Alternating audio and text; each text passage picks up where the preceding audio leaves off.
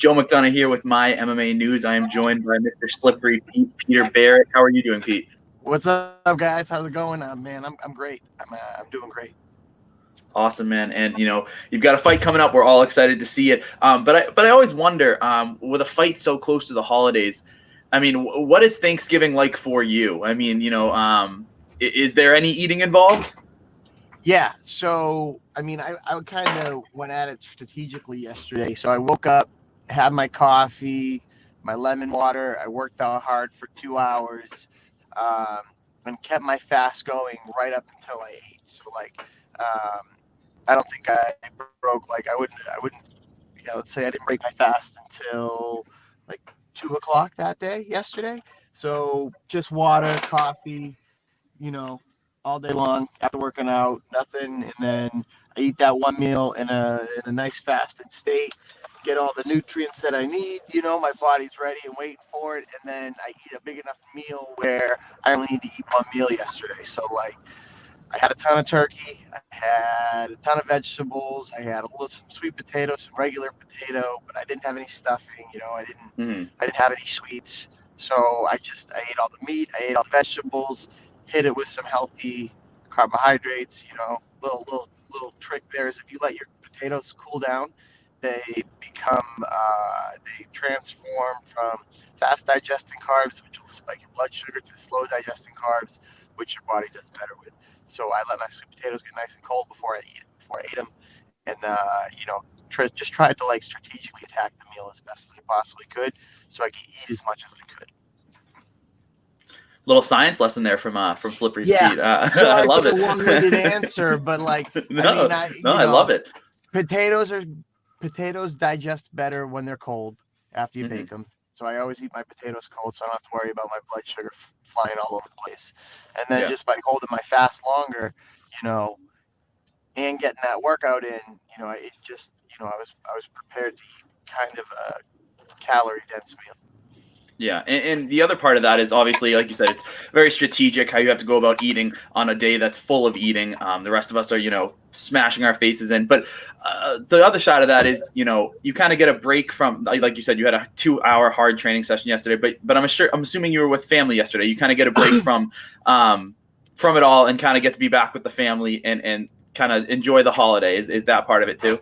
Oh, absolutely. So I'm lucky enough to have like built a gym in my basement from the beginning of lockdown. So it started with a Rogue squat rack, and then more weights. I have a Rogue echo bike downstairs. I have wrestling mats downstairs. I have zebra mats downstairs in my basement. So I'm able to get through a good strength and conditioning workout, no problem at home. Mm-hmm. I just picked up the echo bike within the last month, and it was just fortunate to get it because I was able to crush some hard cardio yesterday before I went and stuffed my face, which otherwise I wouldn't have.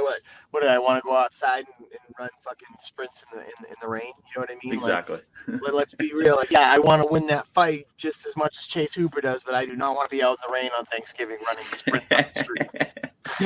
You know what I'm Absolutely. saying? So yeah, absolutely. So tell me about, I mean, getting back in the cage. Your UFC debut was a losing effort, albeit a great effort. It must be super exciting to be getting back in the cage right now.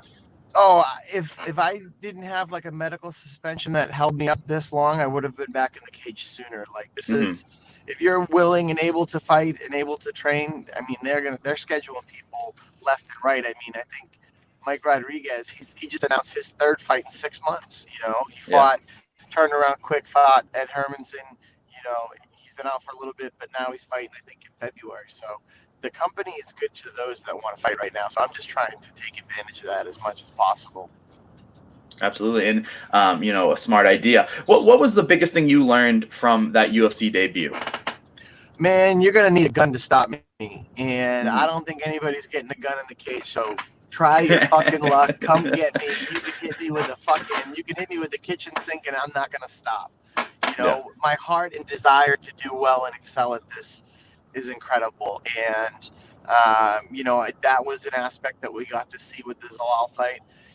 Another big takeaway was how good my jiu-jitsu was to keep that motherfucker off my neck for that whole second round. Yeah, absolutely. I think, 85. I'm going to say 85% of his wins because I don't know how many of them it is, but I know it's a lot. Where they were first, second round submission finishes. So, you know, we get in the lab, we study with Joe, we cover the things that we need to do when I'm at Lozon's to be prepared for the worst case scenarios. And I retained it and used it that night. So, that just speaks volumes to the confidence of what I'm doing right now to get prepared for Chase Hooper because we're taking the same approach, exploring the areas where he would have the biggest advantage over me, and we're getting comfortable there and we're learning where to go. We have plan A, we have plan B, we have plan C. God forbid we need plan D, but we've been there, we've covered the situations. So, everybody's very confident. So I mean, talk to me about Chase Hooper. Talk to me about this fight. What excites you about this fight? And just what do you see him bringing to the table?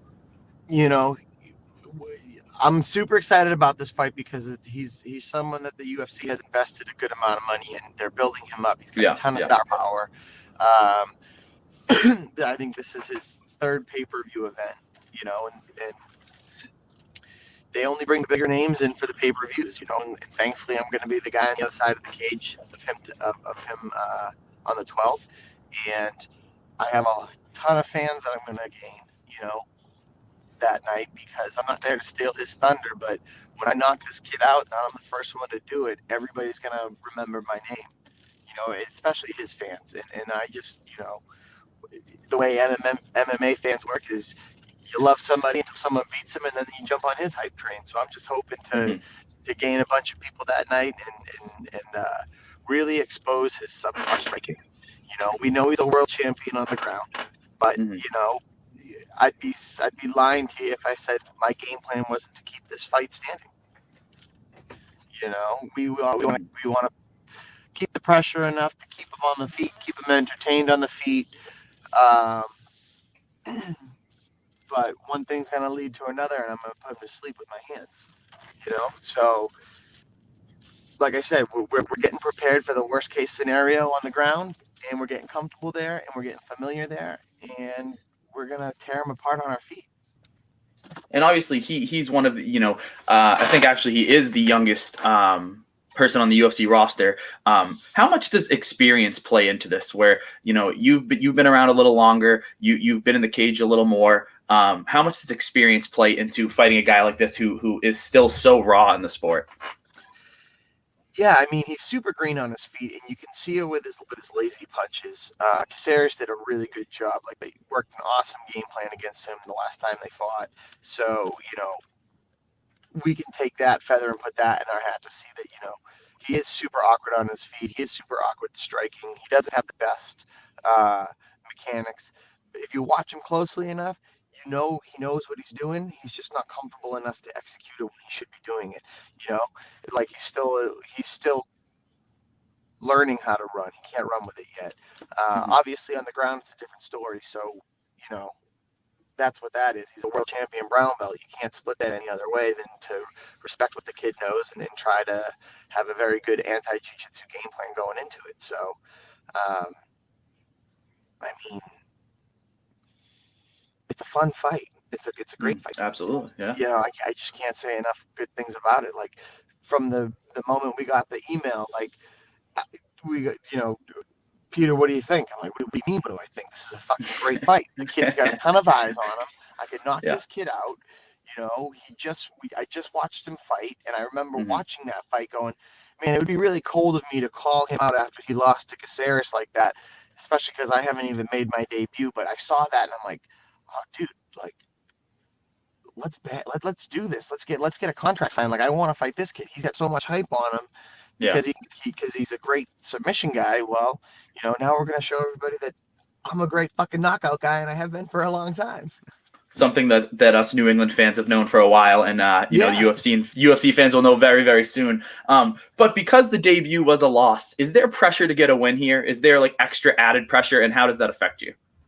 Oh, 100%. Everybody knows the fate of a fighter that loses 2 or 3 fights in the UFC, and right now they have the largest roster they've ever had. So I don't think, if you give them a reason to let you go, I think they're going to let you go. And if you give them a reason to keep you, they're going to keep you.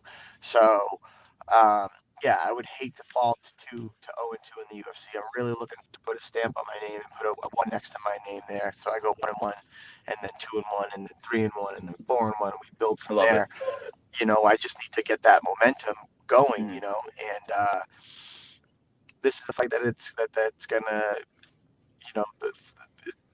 that's what's gonna come from this fight. It's going to be a mhm. big win. I'm going to be the first one to knock this kid out.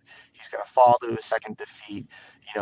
Also knowing that he's coming off his first loss. Not only is he coming off a loss, he's coming off his first loss, which can really make you sit and wonder if you've been doing the right things. If it was all for luck, he could be dealing with the imposter syndrome right now. Who knows where he's at? Like Mm, O'Malley's on Twitter every other day talking about how he's still undefeated. You know yeah. what I mean? So, like, well, obviously, we can see how people deal with their first loss firsthand with something like that. So, who knows where he's at? But I'm not going. I'm not going 0-2. It's gonna be finished by knockout. We're gonna steal 50 grand from all the big names that night, and we're gonna have a grand old time. I love it, and like you said, that first loss can mess with your mind, especially when it comes on the world's biggest stage in the UFC cage. I think that can't be slept on either. But I mean, talk to me about Joe Lozon. When we had set this up, you said you were just finishing up at Lozon's. How hard? I know you said you built a home gym. Obviously, Lozon's. We're both in Massachusetts. Every day is a new thing with the coronavirus. Gym restrictions are crazy. How has this camp been? And to have a guy like Joe Lozon at your disposal, as a coach, just as a friend, I mean, how much does that help you in this situation? Oh, it's been nothing but a blessing since I got over to Lozon's, and I've really stepped up my ground game exponentially. And it's just every day we're covering new stuff. We're looking at different variations. We're going to the places that we need to go to. I mean, he's gonna like. I think about it all. I don't think about it. Not that I think about Joe all the time, but I think about it like he's gonna go down as one of the toughest motherfuckers to ever walk this planet. Absolutely, yeah. There's no doubt Period. about that. Yeah, Period. You know what I mean? And I have the opportunity to learn from this guy and to be a training partner for this guy and to really pick his brain and ask him the questions of the things that like maybe you wouldn't ask someone else because they wouldn't understand the perspective. But Joe's a super patient, understanding, awesome teacher. Like I couldn't say enough good things about him. I think he's one of the nicest guys I've ever met in this sport. And I mean, I think he likes me. He takes care of me. He shows me all the things I need to learn. So, I think we got a pretty good relationship, and it's awesome. yeah, man. And just taking a step back here, obviously you're a Cage Titans, fan favorite. Cage Titans out of Plymouth, Massachusetts. Can you talk to me a little bit about, obviously it's been tough on everyone for coronavirus, whether a fighter or, a prospect in the UFC and Bellator, whatever. But especially being a prospect while Cage Titans is down, CES just had their first card back. There's no time frame on if they're having another one. Being a prospect and kind of putting your career on hold over these last 6 to 8 months. I mean, do you have any words of advice for those guys that are sitting 2-0, 3-0 and thought they may have made that jump to Contender Series or the UFC by now, but essentially have had to sit and wait for 8 months? Yeah, you better be getting your ass in the gym and getting better because if you're not, the other dude's doing it. Like this has Mm-hmm. been, it's so easy. Like it kind of happened to me when I was supposed to fight in April, just like focusing on the things that you can't control and how much that can like eat up your fucking mind if you let it. But if you just Yeah. focus on the things that you can control and you say, all right, well, I've got a 6-month sabbatical to just study this one art underneath this one guy or train with this team that I don't normally train with or focus on these things, um, you can really come out of it on top. And Mm-hmm. if you're one of the guys that's like, man, I can't fight. What's the point of training? Like, I don't even need to be in the gym right now because I can't fight. Like, fuck this. This is stupid. Like, you're not going anywhere, homie, because you're not putting the work in. Yeah. So look at this as a blessing. Look at it as a gift. Find someone that maybe you haven't normally trained with that you really want to train with. Go pay them and pick their fucking brain because you know, if you're in Massachusetts, there's still the whole loophole to being a professional athlete, being able to train small groups and being able to train. And trust me, dude, nobody's gyms are open at full capacity. I think everybody's taking private lessons right now. So go find Yeah. some highly skilled boxer, kickboxer, black belt, jiu-jitsu guy, whatever. Find someone you want to train with, and go train with that motherfucker and get better. That's the only thing you can do. I love that. Like I love just that. get better. Yeah, I love that. And, Like, and my last thing for you, go train with dudes that you hate because you might fight them one day, but you can't right now. So like, what's the point? Like, go get in the exactly. gym that you're not at. Go drop in somewhere. Go hit up another Yeah. team. Go find guys that you wish you could train with. See if you can stop by. Like, it's fucking Corona 2020. Like, no holds barred. You're allowed to do whatever the fuck you want if you're getting your training in. Yeah, that's very true. That's very true. That wise words of Pete Barrett. My last thing for you, Pete. You've already told us it's going to be a KO. Do you have an official prediction for us for Chase Hooper? Yeah, I'm gonna knock this kid out in the first round. It's gonna be a first round knockout. The only time this fight's going to the ground is when the referee's waking Chase Hooper up and he's looking at the lights up top. All right, I love it. I love it. We're all looking forward to it. Mr. Slippery Pete, Peter Barrett, thank you very much for the time, brother. Hell yeah, man. Thank you. I appreciate you taking the time for me.